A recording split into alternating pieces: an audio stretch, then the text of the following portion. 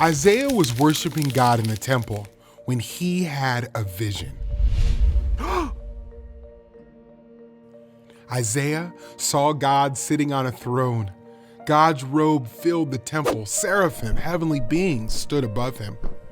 They each had 6 wings, and they called out, "Holy, holy, holy is the Lord.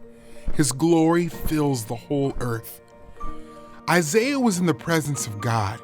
He said, "I am ruined. I am sinful. I do not deserve to be in the presence of the King, the great and holy God." Then one of the seraphim flew to Isaiah. He touched Isaiah's mouth with a burning coal from the altar and said, "Now that this has touched your lips, your wickedness is removed and your sin is wiped away." Then Isaiah heard God's voice. "Who should I send? Who will go for us?" Isaiah said, "Here I am. Send me." "Go," God said. Isaiah told the people of Judah about God's plan. God was going to send the people away from Judah, but he would bring some of the people back. These people were a part of Abraham's family.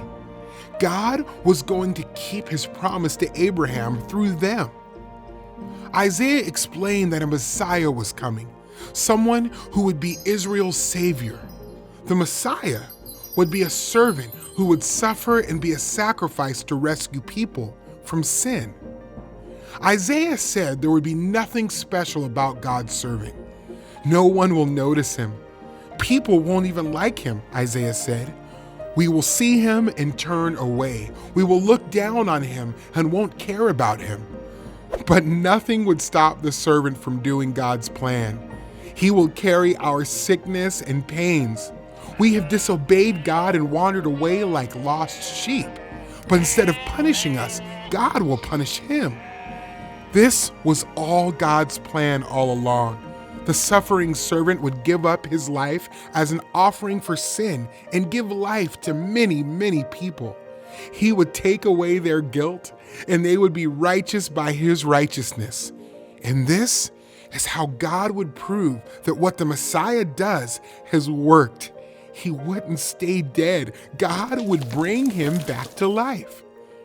Isaiah said that when God's plan happened, the Messiah would see all the good that would come from his suffering, and he would be glad he suffered.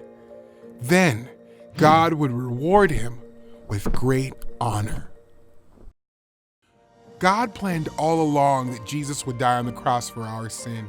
700 years before Jesus was born, the prophet Isaiah wrote that this would happen. Jesus is the servant who suffered so that those who trust in him would be forgiven.